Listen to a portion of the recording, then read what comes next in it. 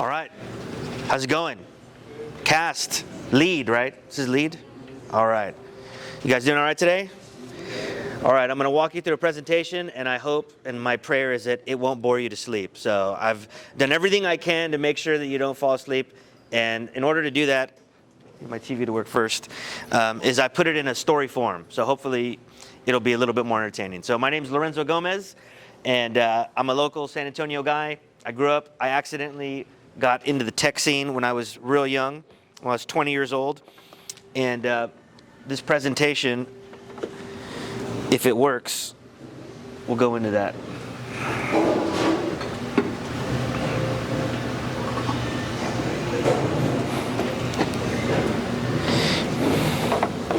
There's always technical problems.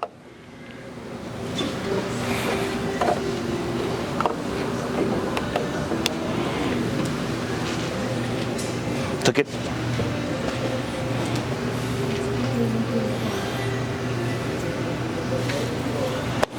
Boom. All right. So, can everybody see this? You guys see it over there? Can see it? All right. This presentation is called My Best Advice to You. So, I'm in the business of just giving advice. Whether you take it or not, it's totally up to you. It's all good. Doesn't bother me. So, let me just tell you a little bit about my career. I grew up in San Antonio, inner city, 7 kids in my family. I'm number 6 of 7. And all of my brothers, except for one, and my dad were in the medical field. And I went to Health Careers High School, and I really didn't like it. So I accidentally got into tech. And how I got into tech is part of the presentation. And I want to tell you that story because I think it might be helpful to you. But I spent the last 20 years, I might not look that old, but I got a lot of gray in my beard. So I've been doing this for a long time. There was a company a long time ago called Rackspace that started. Anybody ever heard of Rackspace? So, okay. Oh, a couple. All right. More than yesterday. So Rackspace was San Antonio's first true big tech company. It started with 3 Trinity college grads. They started it, got a bunch of funding for Silicon Valley, and then grew to like $1 billion, $2 billion, whatever. And then they sold a couple years ago. So I was one of the first 100 employees there. I was 20 years old. I had no college degree. I had no skills. It was a total fluke that I got hired there. And it was awesome. And so I met the owner while I was there, and then when I left 10 years later, I started working for him directly, and I ran 2 companies for him. The first one is called Geekdom. It's a co-working space downtown, and then he also had a foundation called the 80/20 Foundation. So I ran that, and then a couple years in, I started a nonprofit called Tech Block. Anybody here use Uber or Lyft anytime, or have you? All right, so San Antonio got Uber and Lyft, and then they left. So some friends and I started this company to get them to come back to San Antonio. So that was our big push. And then most recently, I founded a mental health company. It's an app called WeTree, and then I have a real estate fund that another buddy of mine started. So I've been really busy. And also, and this slide is just for my mom, I write books. So there's one book missing from this slide. I've written 4 books. I just released a new book in January. It's called The Bully in Your Pocket, and it's about online cyberbullying and trolls. And then the last thing you see there is a play that we took my second book, and I worked with the ALA High School and Cast Tech and converted that book into a play that we put on every year. So it was kind of cool. So I like storytelling, as you can see from this slide. All right, it's enough about me. So let's talk about the presentation. I call this first slide the great lie for a reason, and the great lie goes like this. When you get out, especially for you seniors, you get out, you get a job, you enter the workforce, you go to college, you're going to see this theme that keeps popping up over and over, and it goes like this. There are these super titans in the world, these super successful people, and everything they did, they accomplished by themselves. And I want to tell you that that's absolutely not true. I don't want to take away from Steve Jobs. He's the GOAT, right? He's the tech GOAT. But I want to say that it's true that one person can do world-changing things. That's true. But it's also true that no one does incredible things by themselves. So if you think about the person, the celebrity, the businessman, woman, anybody that you admire, and if we were to pull the curtain back on their life, I promise you that they had someone helping them. It could have been a husband and wife, could have been a brother, sister, could have been a parent, could have been a counselor, could have been a teacher, could have been a rabbi, could have been someone. But everybody had someone helping them. And my favorite example of this is I read the biography of Walt Disney a couple years ago, and I realized, and I didn't know this till I read the book, is he had a brother named Roy Disney. And Roy Disney was the business guy. And without Roy Disney, I'm convinced Walt Disney would have been a homeless guy. Like, he would have been on the street. He had really no business sense. All he wanted to do was draw. And so everybody needs a team to succeed. So no one is an island. You're going to get out there and you're going to see people trying to do it by themselves. I call this the lone wolf path. And I'm telling you, it is the hardest path you can take. And you can achieve some level of success, but you cannot achieve the highest levels, in my opinion. So let's talk about some famous teams. My first famous team is, there was a guy named Jesus, and he wanted to start a movement. So what did he do? He recruited 12 people, right? The 12 disciples. One of them was a total bust, Judas, right? Should have fired that guy. But he had 11 guys that he could trust. And then my other favorite example is, anybody know who this is? Yell it out if you know. Vito Corleone, The Godfather. Okay. Anybody here seen The Godfather? Raise your hand if you've seen it. Oh, it's one of the greatest movies ever. If you haven't, I highly recommend it. Does anybody know who this guy is? There's 3 of them, yes. I actually think the first one's the best one, but that's just my opinion. Anybody know who this guy is in the background? He's the lawyer. Do you know what they called him, though, in Italian?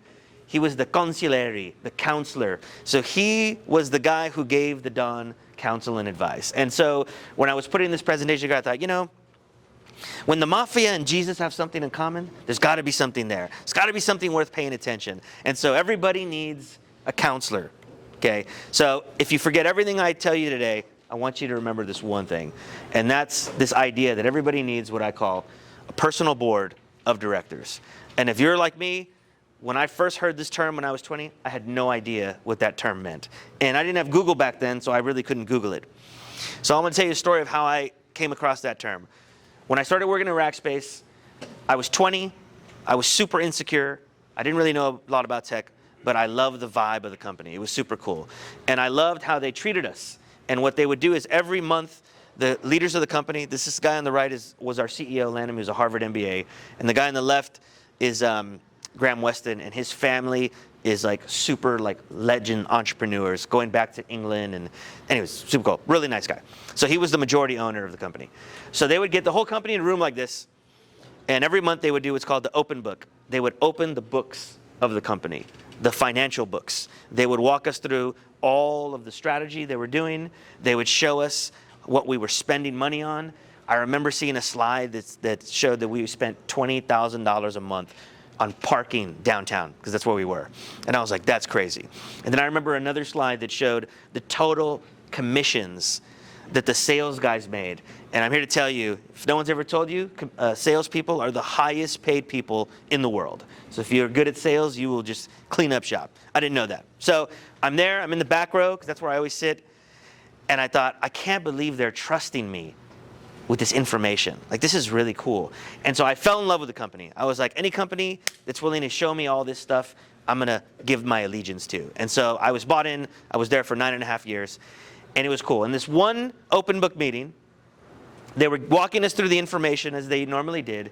And then the CEO said something. He said, we're going to change the plan this next 3 months. But before we do that, we have to take it to the board of directors for approval. And I had never heard that term before.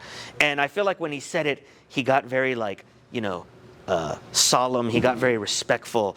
In my head, like the lights dimmed and some prayer candles came out. And he was like, the board of directors. And I was like, what is this? What is this secret society? So I'm sitting in the back. I leaned to the guy next to me and I said, hey, what's a board of directors? The guy next to me says, somewhere out there is about 10, 12 men and women. And they're there to give counsel and advice to the CEO, to guide him. And they're the only people that have the authority to fire the CEO and hire a new one. And I thought, that's pretty gangster. And then he kept telling me, he kept explaining more, but I had stopped listening to him. Because as soon as he started describing it, all I could imagine in my head was the Jedi Council, okay? I thought for sure that there was like a Yoda circle there somewhere. And if you're not a Star Wars fan, maybe you're a Tolkien fan. So the Council of Elrond, Lord of the Rings, right? So I thought, surely you have to have a big bushy beard to join the board of directors, which is why I grew my beard out. It's just not Gandalf style yet. But this was remarkable to me. And here's why. I grew up thinking that the boss needed to have all the answers and know all the answers. And if you didn't know the answers, you had to fake it. But here were the guys telling me that these were already the smartest guys I had ever met. And they were openly admitting that they went to a group of people to get help and advice and counsel. And I thought, that is incredible.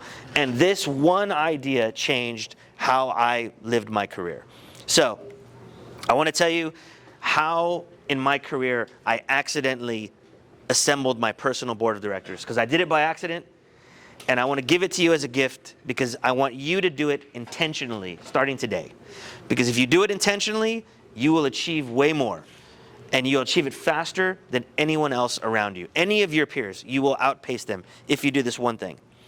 So let me tell you about my first real job where I paid taxes. Was a grocery store called Handy Andy. I'm not even going to ask you to raise your hand because most people have never heard of it. But if you have, just like wave at me because nobody's heard. Have you heard of Handy Andy? Okay. No one's ever heard of this. And the reason you haven't is because H-E-B dominated and destroyed them. They were here, and H-E-B is just so good at what they do. They chase them out. But this is my first job. My job before this was working for my dad. So I have 3 brothers. They're all older than me. And my dad's from Laredo, and he was a carpenter. So he would build houses on the weekends. So he was an X-ray tech during the day, and at night we would build houses. And I hated it. It was every weekend, every summer vacation, every spring break, every Christmas, I was building houses with my brothers, and I hated it. And the reason I hated it is because these are the softest hands you'll ever touch, okay? These hands were not made to hammer and shingle, and I couldn't stand it. And so when I was about to turn 16, my oldest brother, Danny, said, hey, if you don't want to dig another 6-foot hole for a foundation post, you need to get a J-O-B. And I was like, word. So as soon as I turned 16, I hit the job market. I applied everywhere. I applied at McDonald's, applied at Burger King, Pizza Hut. I applied everywhere. Anybody want to guess how many callbacks I got? 2. How many? 0. Big fat goose egg. No one called me back. The reason no one called me back was that I had nothing that the business world valued. I had no skills. I had no connections. I had no money. I had nothing, right? Then my mom had an idea. And she said, your brother Hector used to work at Handy Andy, and they loved him. So why don't you have him see if he'll call them and put in the good word. So I did. My brother called. And sure enough, boom, they gave me an interview. So I was like, sweet. So I went in for the interview. I'd never done an interview before. So I wore my nicest Dickies, right? I wore my Ross Dress for Less polo that I got for $10. I was ready to rock. I didn't have a resume. So I just brought all my report cards and my blue ribbon perfect attendance award that I got in like 6th grade. I was armed to the teeth, ready to go. So I went in, and none of that mattered. And I walked in, the manager came out, and I'm going to reenact it for you because it was the fastest interview of my life. He walked out, he looked me up and down, and he said, so, you're Hector Gomez's brother, huh? I said, yes, sir. And then he asked me a question. He said, do you work hard like your brother? I said, yes, sir. And he said, okay, you're hired. You start next week. Just like that. No questions. It was just one question. Do you work hard like your brother? And I got the job. And so I realized something one day that I want to share with you. It's not what you know, it's who you know. What you know matters after the who. What you know is about skills. Can I do the job? Who you know is about relationships. You need to be in the business of growing and maintaining awesome relationships. And so here's what I discovered. I didn't have anything that would get me that job, but my brother had something. Did anybody want to guess what he had? He had his reputation. His reputation was so high that I was able to cash in. But it's a good answer. His reputation was so high, I was able to cash in on it. So here's the question I have for you. What is the value of your reputation? You want your reputation to be so high that it's a no-brainer for someone to hire you. Okay? So you need to be in the business of maintaining a good reputation. The second thing I'm going to tell you is that one day you're going to have to do for someone else what my brother did for me. You're going to have to put your reputation on the line for someone else. You're going to say, hey, boss, I know so-and-so. We were at Castley together. You got to hire them. They're awesome, right? But make sure that that person doesn't bring down your reputation, that it only brings it up.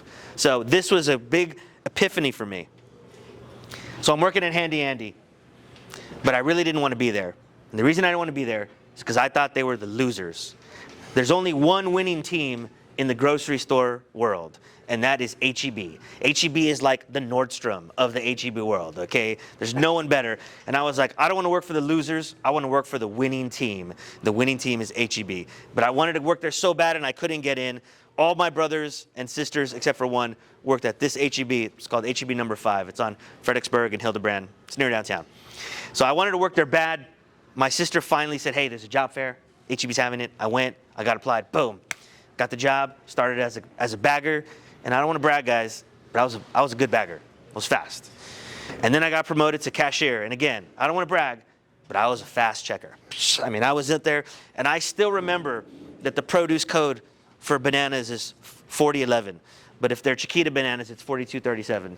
And if it's an avocado, it's 4046. I remember it all. I was fast. I loved it. But the job I really wanted, anybody want to guess? The job I really wanted at H-E-B? Produce. I wanted to be in produce so bad. And the reason I wanted to be in produce was all the dudes that worked in produce were super cool, and they all wore Nike Jordans. And I was like, oh, if I could only get in produce, I could also own some awesome Jordans.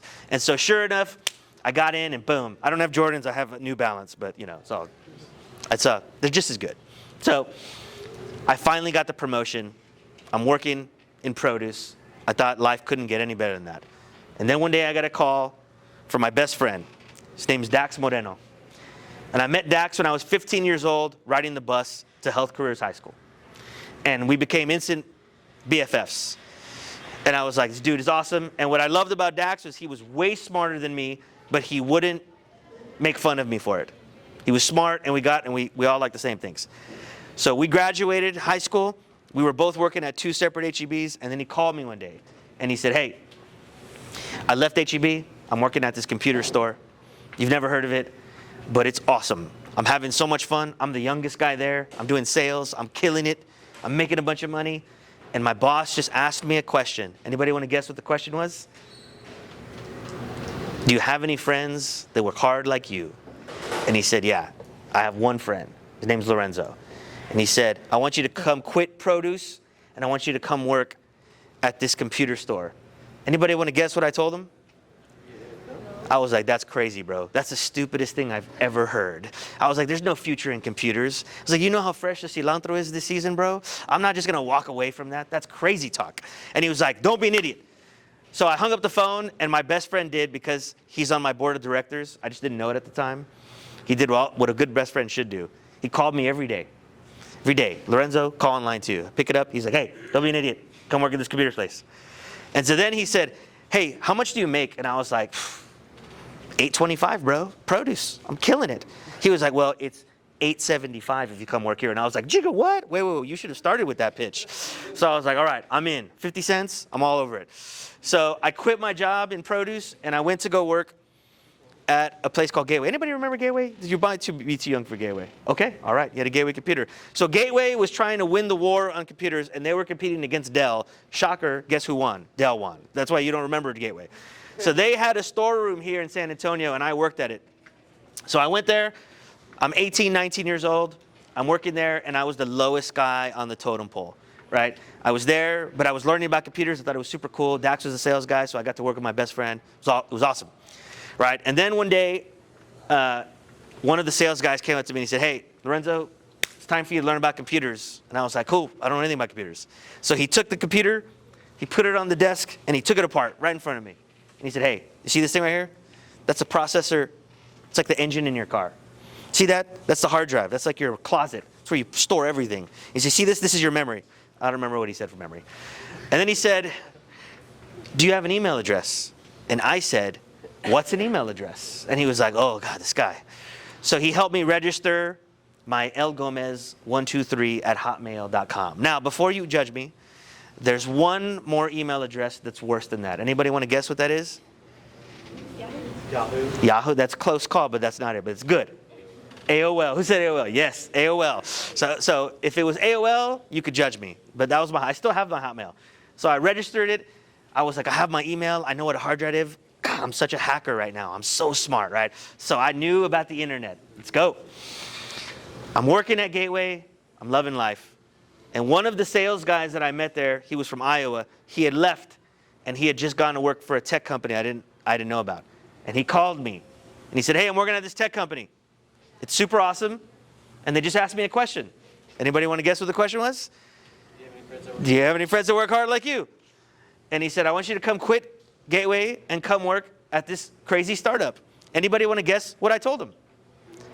No, that's crazy, bro. What are you talking about? I said, what do they do? He said, they do this thing called managed hosting. I was like, ¿qué es eso managed hosting? I Googled it, and I still didn't know. I got more confused when I Googled it. I was like, what is this? And so he said, at least come for an interview. I said, all right. Basically, by the way, managed hosting is the plumbing of the internet, just so you know. So I go in for the interview. I'm pretty sure I bombed it.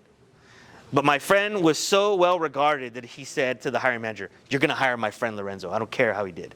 So I'm checking my El Gomez Hotmail address one day, and I get a Rackspace job offer letter.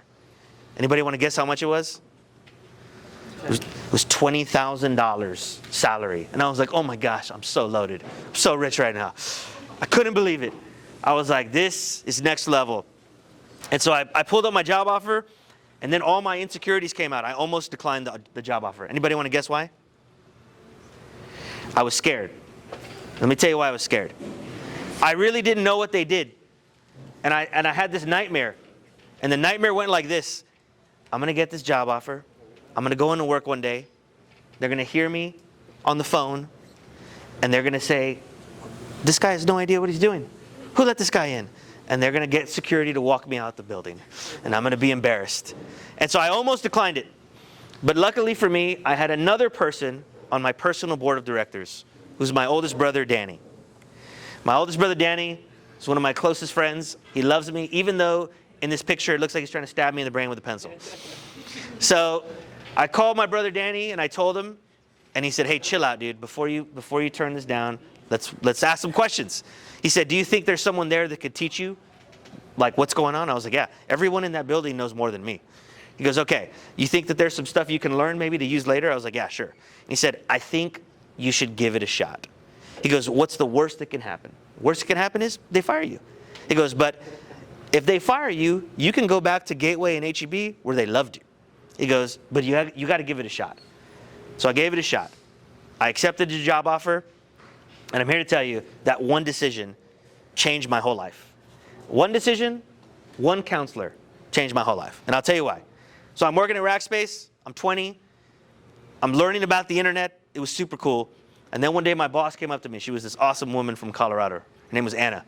And Anna comes up and she says, Lorenzo, Rackspace has an office in the UK in London. It's 10 people there. And there's one account manager, which is what I did. And she's going on vacation for a whole month. So we need to send someone to cover all her stuff. Company will pay for everything. And she didn't say this next part to me, but this is what I heard. She said, and you're the only loser that's not married, has no kids, has no girlfriend, has no dog, has no house, you have nothing going on. She goes, so we're sending you to London for free. And I was like, okay, cool. And then she said, do you have a passport? And I said, what's a passport? And she was like, oh my gosh.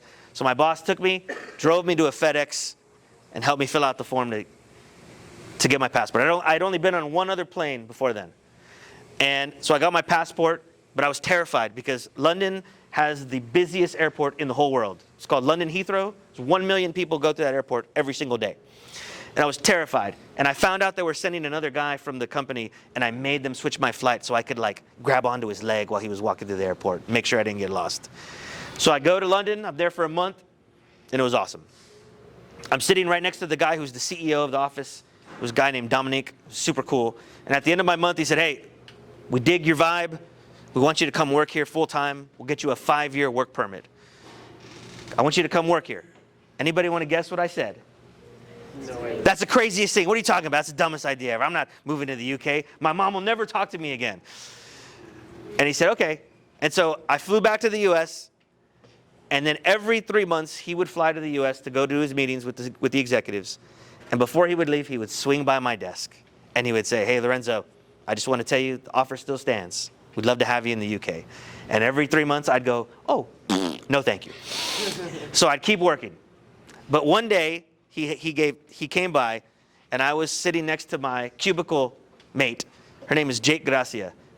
And Jake is like my big sister. I'm still good friends with her and her husband. And when I trained Jake, she was like the first worldly person I had ever met. She was from Chicago, so she said pop instead of soda, which I thought was weird. You know, she read books for fun. I thought that was weird. You know, she had a career in New York in the fashion industry, and she had lived in Italy for a while. She was awesome. So I totally looked up to her. And so this one time, the guy from the UK comes by my desk. He asked me to come work there. I politely tell him no. And as he's walking away, Jake turns around and she puts the smack down on me. And I had never experienced this before. And she turned around and she said, "You are being a complete idiot. And you need to go move to the UK right now." And I was like, "What are you talking about?" And she was like, "Lorenzo, this is what we call a once-in-a-lifetime opportunity. Someone else is going to pay for you to go to another country." I was like, "That doesn't happen, and you're going to miss out." She goes, "But I know why you don't want to do it. You're scared." And I know why you're scared. You're scared of missing out.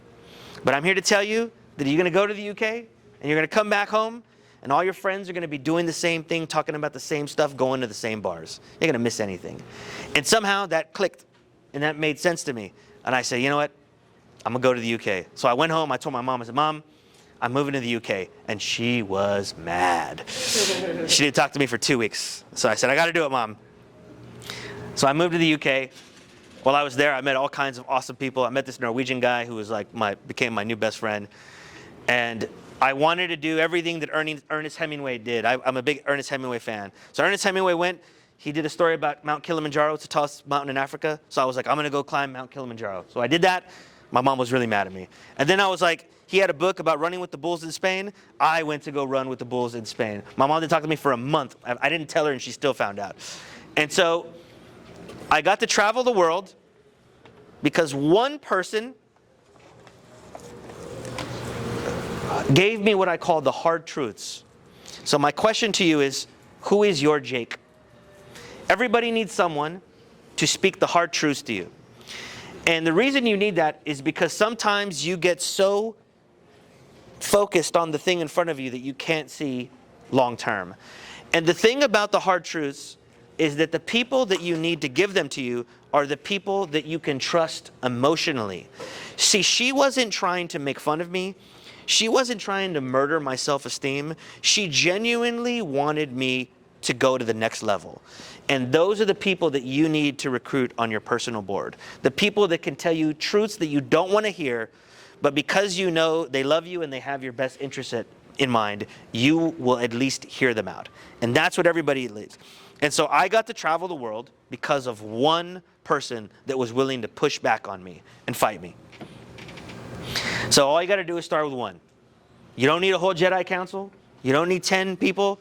You just need one person. You might already have them. They might be the best friend, right? Could be anybody. Could be a brother or sister like I had. This is one of my favorite quotes from my old boss. He says, "A mentor is someone who believes in your potential." And I think this is the same for your personal board of directors. These are the people that see your potential. They go, "You have potential, and I want to help you realize that potential." That is the common thread in my story. My whole story is me doing things I didn't want to do, and people that love me, that saw my potential, pushing me to do things I didn't want to do. That's what you need. They could be sitting next to you right now. I want you to, just like I met Dax when I was 15 years old on the bus, they could be here. So I want you to turn to someone, and I want you to tell them, you might be good enough to be on my personal board of directors. You might be good enough.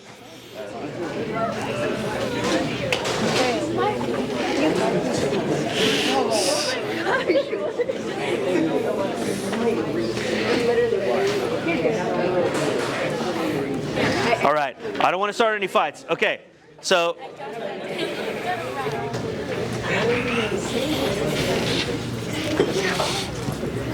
as I close my presentation, we're going to go to a question and answer part. But this presentation is based on one idea in my first book. It's called The Cilantro Diaries. So I have a lot more HEB stories in there. And so I brought 3 signed copies for the first 3 people during Q&A that ask a question. So I know I'm not supposed to bribe my audience, but I'm going to bribe my audience. So first 3 people that ask a question, you get a signed copy of the book. All right, boom. Do you regret ever actually going into tech? Do I regret going into tech? What a great question. So the question is, did I ever regret going into the tech world? And the answer is no. And I'll tell you why. I realized that I'm not a techie. I can't write code. I was an account manager, so I was dealing with people. I was fascinated by the techie part. I even tried to learn how to code. It just wasn't my thing. But what I loved about it was I realized how fast the tech world changed and moved, and that helped set me up for the rest of my career because I was used to it evolving. Matter of fact, I'll give you a cool story. So when I was at Rackspace, we had this customer, the brand new customer, and we got funded by a big company in Silicon Valley called Sequoia. They're a big company. Well, they called us one day and said, hey, we just funded this new company, and we need you to put up 100 servers for their website tomorrow. And it was a company we never heard of, and it was called YouTube. The first servers of YouTube started in San Antonio, Texas, in downtown. Yeah, and then they went like this. They went shh. And by like the 6th month, they were using more bandwidth than all of the country of France. It was crazy. Anyways, so I love the tech, and also what I love about tech was I realized I worked for this huge company. It got so massive, and I realized that I'm not a big company guy. I did it. I got to the highest level I could, and I just went, you know what? I'm a small company guy. I can't deal with big bureaucracies. I just can't do it. And that's not to say that people that can are bad. I just realized, man, for my own personal well-being, I got to be with a small company where I can make changes tomorrow, where I can say, you know what? We're changing the whole company like tomorrow. So, but I'm thankful for tech because tech taught me what I wanted and what I didn't want. Yeah, great question.